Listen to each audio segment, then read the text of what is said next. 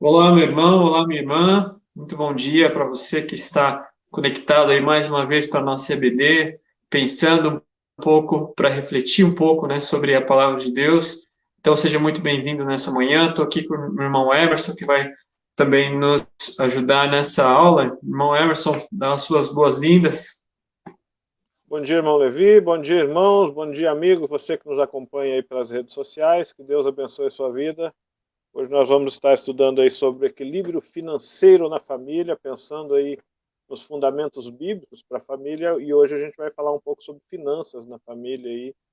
E vamos pedir que Deus nos abençoe. Nós vamos orar. Depois da oração, eu vou soltar aqui os 30 segundos para você assentar aí a sua poltrona, arrumar sua xícara de café, a sua Bíblia, para você poder acompanhar essa aula. Então vamos orar, pedindo que Deus nos abençoe nesta manhã.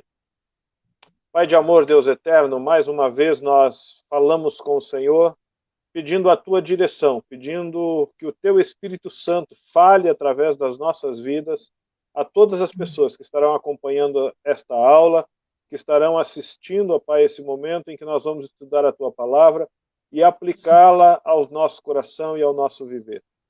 Senhor, que Sim, realmente nossas famílias possam vivenciar aquilo que nós temos estudado aqui nesses dias, ó Pai, em especial sim, neste domingo, quando nós vamos falar sobre o equilíbrio financeiro das sim, famílias. Nós estamos vivendo um momento tão difícil na nossa economia mundial, ó Pai, por conta de toda essa pandemia, e sabemos o quanto é necessário nós colocarmos nas mãos do Senhor a nossa vida por inteiro, por completo, em especial a vida financeira. Que o Senhor nos abençoe aqui enquanto os condutores dessa aula, ó Pai, e que nós sim. possamos ser instrumentos nas mãos do Senhor para falar aquilo que o Senhor quer falar ao nosso coração e ao coração daqueles que estarão participando deste momento, desta aula. É a nossa oração nesta manhã, pedindo que o Senhor abençoe a cada pessoa, que o Senhor esteja com cada família, em nome de Jesus. Amém.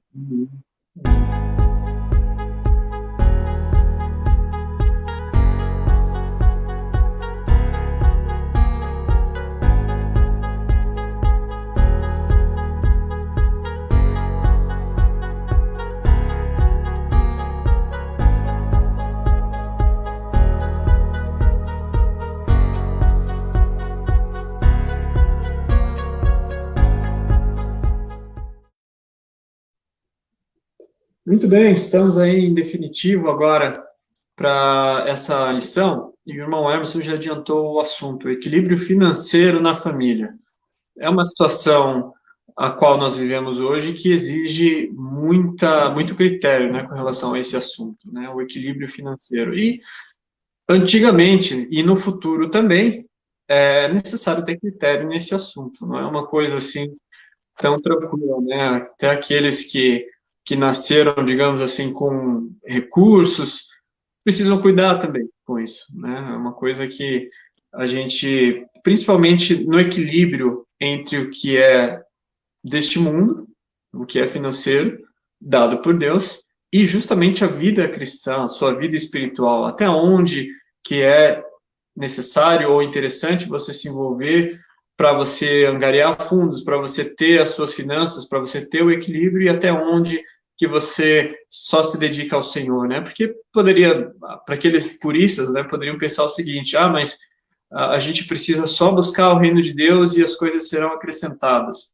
Então, eu não preciso trabalhar, eu não preciso estudar jamais, né? Porque se eu não vou trabalhar, eu não preciso estudar também.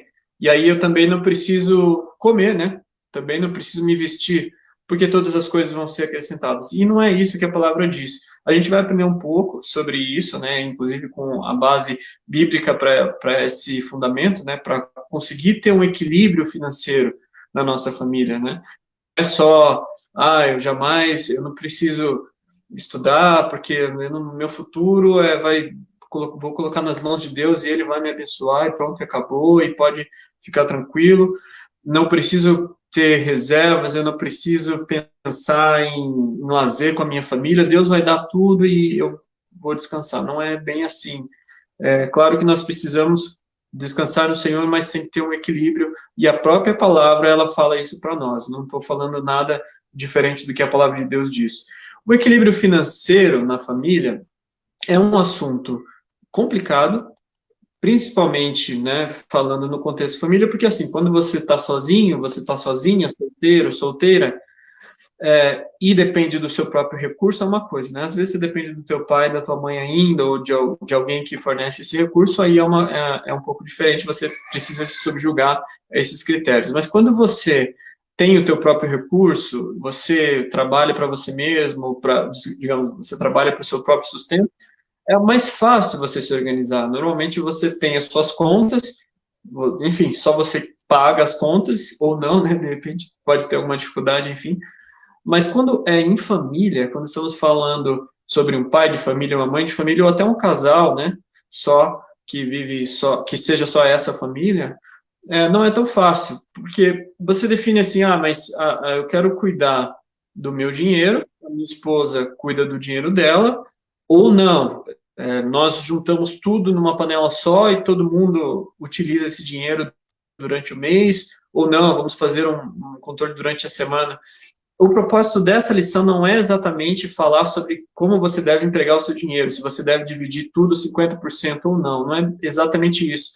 O equilíbrio não é nessa ponta do lápis, mas o equilíbrio justamente com relação à nossa vida espiritual, né? Aquilo que a gente preza como importante no nosso relacionamento com Deus. E é interessante isso, porque esse assunto é pertinente hoje, como eu falei, e como ele será pertinente sempre enquanto nós estivermos nesse mundo. O primeiro ponto da nossa lição, o macro ponto que a gente tem aqui, é uma pergunta: a quem pertence o nosso dinheiro? A quem será que pertence o nosso dinheiro? Se a gente tivesse uma visão, se a gente quisesse pensar, eu quero ter uma visão geral, global do dinheiro, e você meditasse nessa frase, você já conseguiria responder algumas ou várias perguntas dessas que eu coloquei, ou você já conseguiria provavelmente direcionar melhor a tua capacidade, enfim, financeira, o teu propósito financeiro, né, irmão Hermes? Isso, exatamente. A Bíblia nos conduz a entender, e o ensinamento cristão, que tudo aquilo que vem às nossas mãos pertence ao Senhor. A Bíblia vai falar que do Senhor é a terra, a sua plenitude, todos os seres que nela habitam e tudo que nela há. Né? Então, a percepção de que aquilo que está nas nossas mãos para administrar pertence ao Senhor, nos dá uma outra visão acerca daquilo que fazer. É como quando alguém coloca um bem ou uma responsabilidade, ou até mesmo um dinheiro na nossa mão e fala, olha, eu preciso que você compre algumas coisas para mim, vá ao mercado para mim, e você fica cuidando com aquele recurso porque ele não lhe pertence. Então você procura fazer aquilo que o dono daquele dinheiro lhe falou, o dono daquele bem recomendou, você tem todo o cuidado, né? Quando a gente está com um carro de uma outra pessoa, quando você está usando um bem, um instrumento, né? Quem é músico, às vezes você pega, usa um instrumento, a gente tem muitas coisas que a gente não gosta de emprestar, né? Mas por vez ou outra acaba a gente emprestando para alguém ou emprestando de alguém. E o cuidado que a gente tem, porque a gente está lidando com algo que não nos pertence, ele é bem maior. Né? Às vezes uma ferramenta. Então, com relação às nossas finanças, se nós tivermos essa percepção e entendermos a quem pertence os nossos recursos, a quem pertence o nosso dinheiro, com certeza nós redirecionaremos as nossas ações, as nossas atitudes em relação às nossas finanças. E como está proposto aí, isso é algo que precisa ser reconhecido. Nós precisamos parar e entender, né? Como o irmão Levi falou, essa questão da conciliação familiar, de como vai se tratar os recursos, se cada um independentemente vai gerir os recursos, vão se dividir as responsabilidades e cada um vai gerir os seus recursos, ou se vai todo para uma fonte só ali e dali se tomam as decisões, né? Ela é muito inerente, eu costumo dizer que ela é muito peculiar a cada família, né? E a grande maioria opta por fazer uma junção. Mas muitas pessoas se dão muito bem também fazendo, cada um tomando seus recursos e dividindo responsabilidades, né? Eu não vejo dificuldade nisso também. Se o casal consegue ter a maturidade para cada um, daquele que tem os seus ganhos, os dois trabalham fora, os dois provêm recursos, e conseguem com maturidade lidar com isso, lidar com as despesas familiares, né, entendendo principalmente que o dinheiro não é meu, né, que o dinheiro não é nosso, que o dinheiro pertence ao Senhor, que é Ele que nos dá para administrar, pode ser uma bênção na vida do casal também. Perfeito. Que nos ajuda, inclusive, a entender dar essa resposta para a pergunta, o nosso texto bíblico também, para a gente meditar um pouco no que a palavra diz. O texto-chave, ele está em Provérbios, mas eu queria ler o texto de 1 Crônicas 29, ele também está na nossa revista, 1 Crônicas 29, eu vou ler na nova versão internacional, a partir do 10. 1 Crônicas 29, a partir do 10 até o 19. Davi louvou o Senhor na presença de toda a Assembleia, dizendo: Bendito sejas, ó Senhor, Deus de Israel, nosso Pai, de eternidade a eternidade. Teus, ó Senhor, são a grandeza, o poder, a glória, a majestade e o esplendor, pois tudo o que há nos céus e na terra é teu. Teu, ó Senhor, é o reino, tu estás acima de tudo. 12. A riqueza e a honra vêm de ti, tu dominas sobre todas as coisas. Nas tuas mãos estão a força e o poder para exaltar e dar força a todos. Agora, nosso Deus, damos-te graças e louvamos o teu glorioso nome. Mas quem sou eu e quem é o meu povo para que pudéssemos contribuir tão generosamente como fizemos? Tudo vem de ti, e nós apenas te demos o que vem das tuas mãos. Diante de ti somos estrangeiros e forasteiros, como os nossos antepassados. Os nossos dias na terra são como uma sombra sem esperança. Ó Senhor, nosso Deus, toda essa riqueza que ofertamos para construir um templo em honra ao teu nome vem das tuas mãos, e toda ela pertence a ti. Sei, ó meu Deus, que sondas o coração e que te agradas com a integridade. Tudo o que dei foi espontaneamente e com integridade de coração. E agora vi com alegria com quanta disposição o teu povo que aqui está tem contribuído. Ó Senhor Deus de nossos antepassados, Abraão, Isaque e Israel, conserva para sempre este desejo no coração de teu povo e mantém o coração deles leal a ti. E o 19, e dá ao meu filho Salomão um coração íntegro, para obedecer os teus mandamentos, aos teus preceitos e aos teus decretos, a fim de construir este templo para o qual fiz os preparativos necessários. Um texto bacana, Davi orando pelo filho dele, e estava vendo aqui uma preparação para a construção do templo, do tabernáculo, e eles estavam... Davi tinha muito esse desejo, né? Mas nesse mesmo tempo, Deus falou que ele não faria isso. Na verdade, Salomão é quem... Na verdade, tem uma história até bacana com relação a isso, mas não é o foco desse tempo agora. Mas ele estava orando já por Salomão, abençoando a construção que Salomão finalizaria, Salomão que faria ali essa construção do templo. E Davi coloca claramente, ele responde várias vezes essa pergunta: a quem pertence o nosso dinheiro? Ele falou várias vezes que tudo é do Senhor, teu Senhor são a grandeza, o poder, a glória. Eu estou devolvendo para o Senhor algo que já é teu, eu estou colocando aqui à tua disposição generosamente, com integridade, mas algo que não é meu. E ele fala isso bem claramente, né, irmão Hermes? Ele não deixa nenhuma dúvida, dizendo: Senhor, eu estou te dando aqui uma coisa que eu trabalhei muito para conseguir. Não, ele fala que é tudo do Senhor. Exatamente. Essa compreensão, ela nos ajuda a vivenciar o que a Bíblia e os estudos, né, quando a gente está caminhando os primeiros passos da fé, a gente vai aprender sobre a mordomia cristã. Então, que na mordomia cristã nós somos servos, nós servimos ao Senhor, e tudo que vem às nossas mãos é para servir ao Senhor. Não entender esse princípio que o nosso dinheiro não é nosso, ele pertence ao Senhor, gera uma dificuldade para a pessoa, inclusive para ser um ofertante, para ser um dizimista. Ela vai encontrar essa dificuldade porque ela entende que o dinheiro pertence a ela.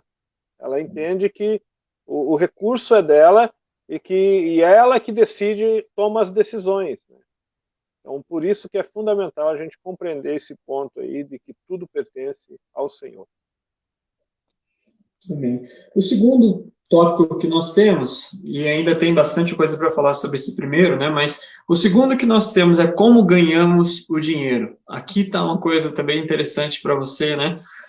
Logo, o autor ele já começa falando assim, que Salomão fala bastante sobre isso. Salomão, de fato, ele relata bastante coisa, e vocês viram que eu li esse texto de Crônicas, Davi já orando por Salomão, filho dele, né? Mas Salomão fala muito sobre isso, e são muitas as referências que falam bem daquele que prospera diante da dignidade do seu trabalho, que é realizado com honestidade. Então, se você já pensava assim, não, mas na semana passada, se eu não me engano, nós falamos que precisava buscar o reino de Deus, a sua justiça, e todas as coisas vão ser acrescentadas, então eu não preciso trabalhar, então eu não preciso estudar.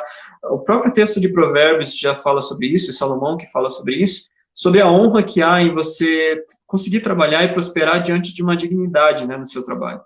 É um trabalho que é realizado com honestidade, com esforço, com diligência, em contraposição ao preguiçoso. Ele fala também sobre aquela pessoa que, não, mas acorda tarde, mas não se esforça, de repente, para conseguir o trabalho. E aqui eu não quero, né, não estou julgando ninguém, né, cada um sabe exatamente como tem procedido, e nós sabemos que a situação não é fácil, né, a situação de pandemia, muitas pessoas foram dispensadas, não é para essas que eu estou dizendo para aqueles que são de fato preguiçosos, né, o que a palavra de Deus está dizendo aqui, e que há de fato honra. Na história, nós encontramos vários exemplos, e Jacó também, ele trabalhou bastante, né, no contexto dele, ele desejava uma das filhas de Labão, e ali ele teve que trabalhar muito tempo, trabalhou vários anos, e Labão ainda não permitiu que ele tivesse aquela filha que ele estava desejando, e aí ele teve que trabalhar 14 anos no total, né, para conseguir a filha que ele queria, e tudo ele prosperou, e ele soube depender de Deus. Uma coisa interessante, então, que nós temos, né, Marcos, pode falar. Ele trabalhou 14 anos pela esposa, né? Primeiro 7 anos pela Lia, depois mais 7 anos pela esposa que ele queria casar, mas depois ele teve que trabalhar mais 6 anos para fazer riqueza, então ele teve que trabalhar 20 anos, né, para conseguir alcançar os seus objetivos ali. É verdade. Tem alguém que é trabalhador, né, Marcos? Já ia pedir quase aposentadoria ali, com 20 anos de trabalho, já ia estar. Mas isso é um sinônimo, em mim fala, né, me ensina sobre dedicação, sobre esforço, sobre trabalho, sobre honra, dignidade. Apesar de Labão não ter honrado com a palavra dele, né, porque o acordo que havia sido no contexto é que ele já poderia ter aquela filha desejada com 7 anos de trabalho. E Labão falou, não, mas é só para Lia por enquanto, né? E aí ele teve que trabalhar mais 7 anos. E em nada, o texto fala, o autor fala, ele foi injusto. Jacó em nenhum momento ele roubou nada, nem uma ovelha sequer, de todo aquele rebanho vasto que Labão tinha, ele não pegou para ele trabalhou por tudo. Isso é bacana. Raquel deveria ser uma mulher muito bonita, né? Porque ele se esforçou para se casar com ela, e apesar do casamento com Leia, e aquele tempo era permitido, culturalmente havia esse entendimento, né? Então se tinha que casar, aí Labão utiliza a cultura da época, não, mas você tem que casar primeiro com quem casa primeiro é a filha mais velha. Então, primeiro você tem que, de uma certa forma, explorar. Então nós vemos aqui dois pontos de maneira, até uma forma legal da gente fazer essa abordagem, trabalhando de maneira correta, honesta, justa, digna, que é Jacó, e o outro trabalhando, ganhando em cima do suor do outro. Então, esse dinheiro que se ganha em cima do suor do outro não é abençoado. Isso é visto quando ele tem que ganhar, montar o seu rebanho. Quando ele negocia ali com Labão, ele fala, olha, as que nascerem malhadas esse ano vão ser minhas, e naquele ano só nascia malhado. Não, agora as que nascerem sem mancha nenhuma vão ser minhas. Naquele ano só nascia sem mancha nenhuma. Então, Deus foi abençoando o trabalho digno e honrado.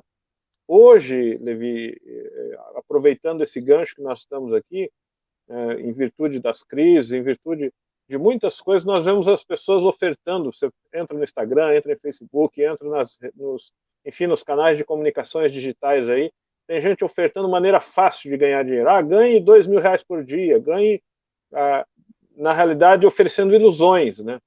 Ofertando ilusões, muitos espertalhões, correntes, pirâmides, uma série de coisas que as pessoas,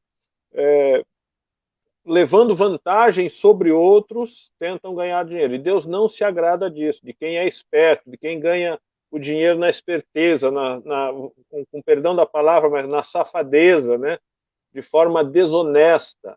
Então, ganhar dinheiro de forma desonesta, ganhar dinheiro fruto de jogos de azar, né? Não é algo que agrada a Deus. As pessoas que têm a prática de tentar se enriquecer através de um jogo de azar, tentar se dar bem prejudicando uma outra pessoa.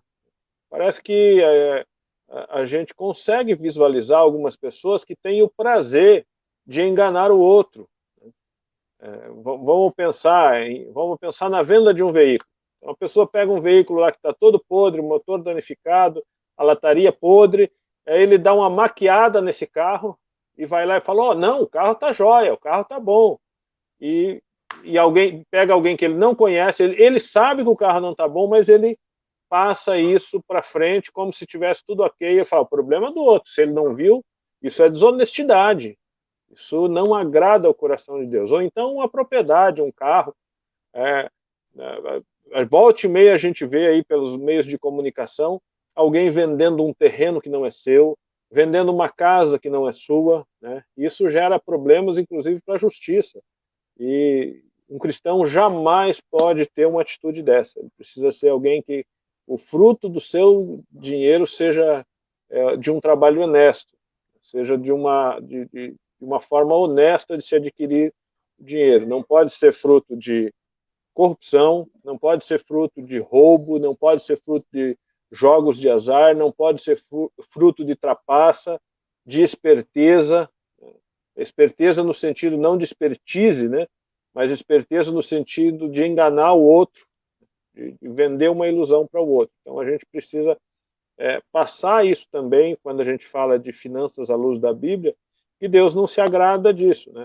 Há poucos dias conversando com o nosso pastor, e ele contando algumas experiências, e a gente precisa ter esse cuidado. E na igreja, na nossa igreja, nós temos nós não podemos responder por todas, mas se nós soubermos que algum recurso que está entrando na igreja, ele vem de uma fonte não lícita, nós abrimos mão dele. Nós não precisamos disso. Então, se alguém, eu ganhei um dinheiro, eu quero fazer uma oferta para a igreja. Se é alguém que nós não conhecemos, geralmente o pastor pergunta, mas esse dinheiro vem de onde? Esse dinheiro é de uma fonte legal, é de fruto de um trabalho honesto? Né? Então, se realmente a pessoa confirma, ou se a pessoa tem dúvida em relação àquilo, nós preferimos, olha, nós agradecemos a sensibilidade de você querer fazer, mas se não é fruto de um trabalho honesto, Deus não tem como abençoar. Não tem como as coisas funcionarem assim. Então a gente precisa, neste aspecto de entender como nós ganhamos os nossos recursos, saber que ele precisa ser fruto de um trabalho honesto. Certíssimo, muito bem tocado, muito bem falado. Isso é uma coisa que às vezes passa desapercebida, né? E a gente vê essas propagandas assim, né? Tem bastante na internet, né?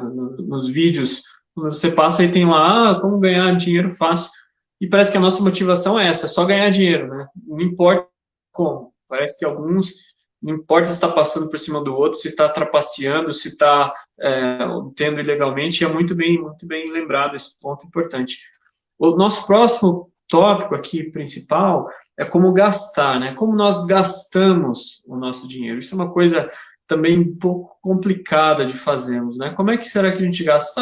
Irmão, beleza, eu sei como que eu ganho, mas e para gastar? Uma coisa que o autor já coloca aqui sobre as crises financeiras, elas tendem a acompanhar, elas acompanham a vida dos seres humanos e a vida em família também, e normalmente essas situações, né, não a crise em si, mas a situação que gera a crise, a motivação, normalmente é a cobiça, o desejo, né, por possuir coisas que você não tem, às vezes a inveja, às vezes o egoísmo e a compulsão ao consumismo, e entre outros motivos que o autor colocou, então, até alguns desses que o irmão Emerson citou.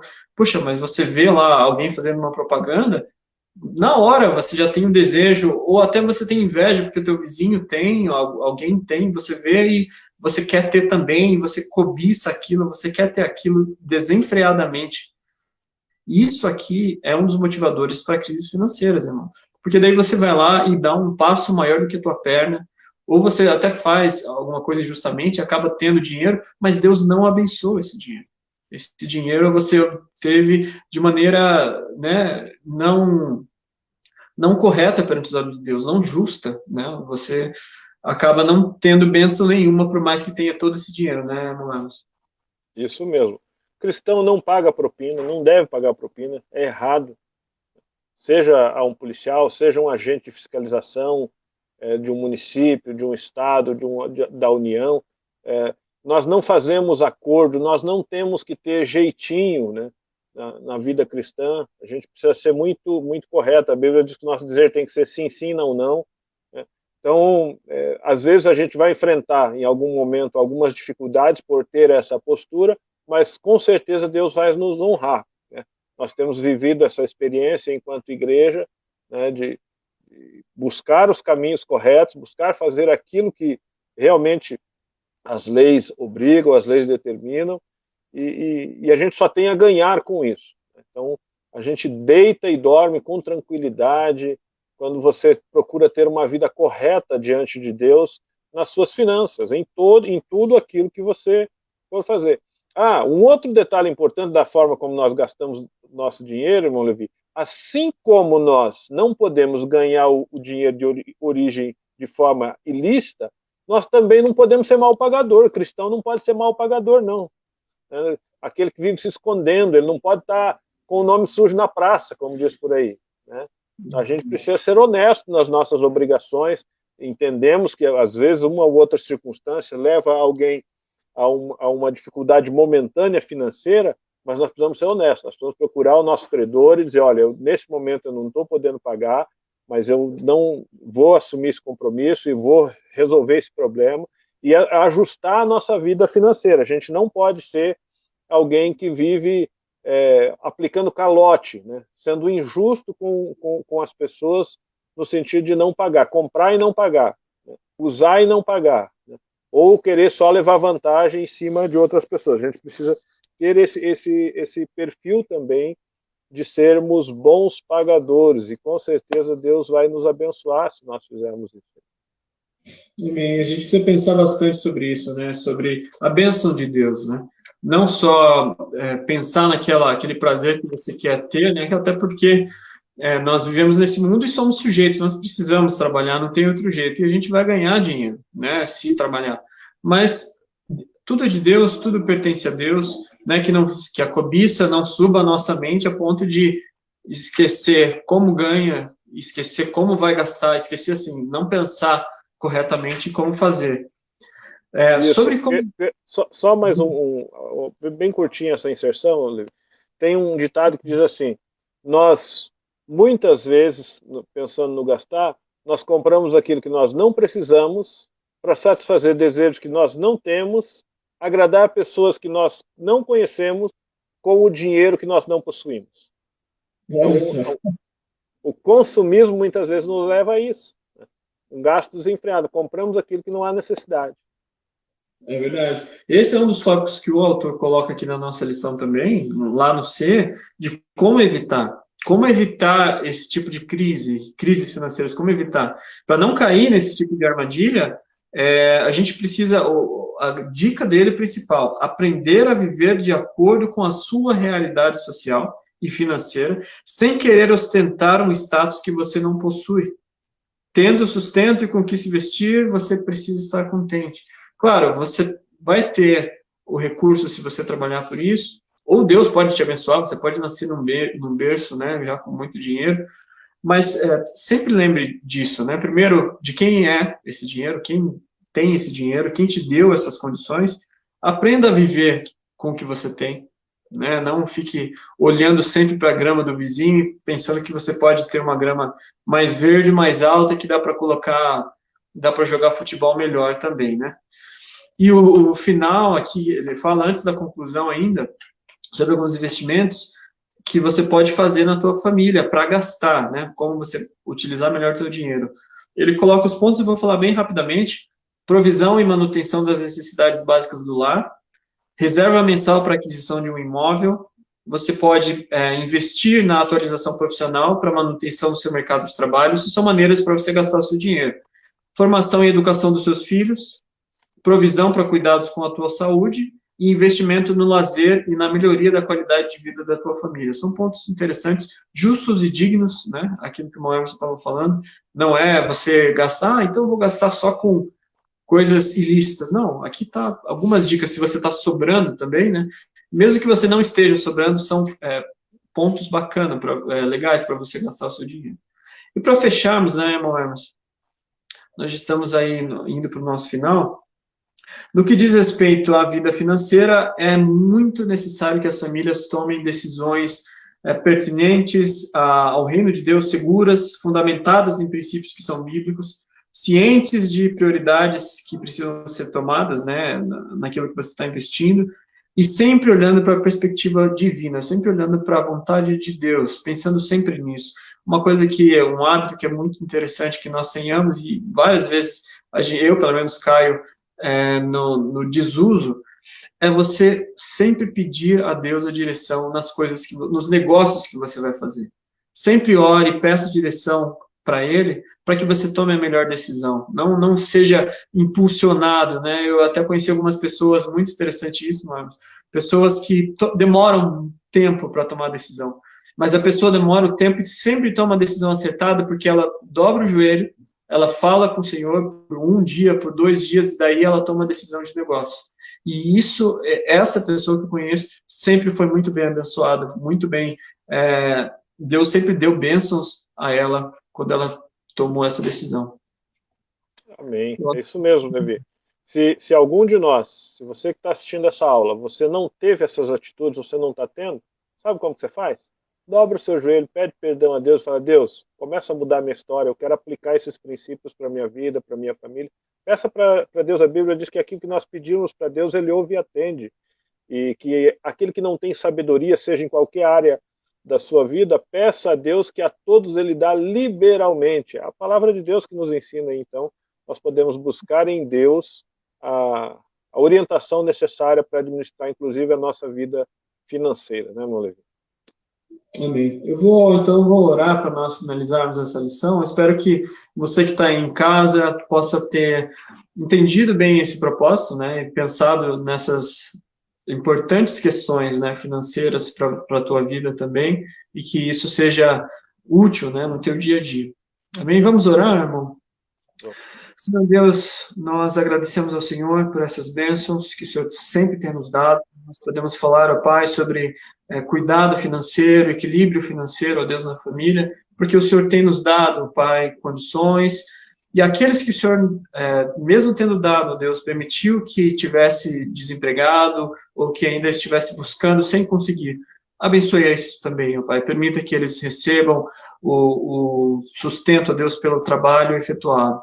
E aqueles, ó Pai, que precisam ordenar melhor as suas finanças, que precisam utilizar melhor o dinheiro, ou que estão, de alguma maneira, ilícita, ó Pai, tendo algum recurso, que o Senhor, nesse momento, Deus, fale ao coração, que o Senhor permita, Deus, que esse irmão tenha uma consciência correta, ó Pai, segundo a Tua palavra, que nós todos possamos entender, ó Pai, que todo recurso vem do Senhor, que a nossa vida é Tua, o nosso dinheiro é Teu, a nossa família é Tua também. Ó Deus, nos dê um dia abençoado, permita que possamos praticar, ó Deus, esses ensinamentos. Em nome de Jesus é que nós oramos. Amém.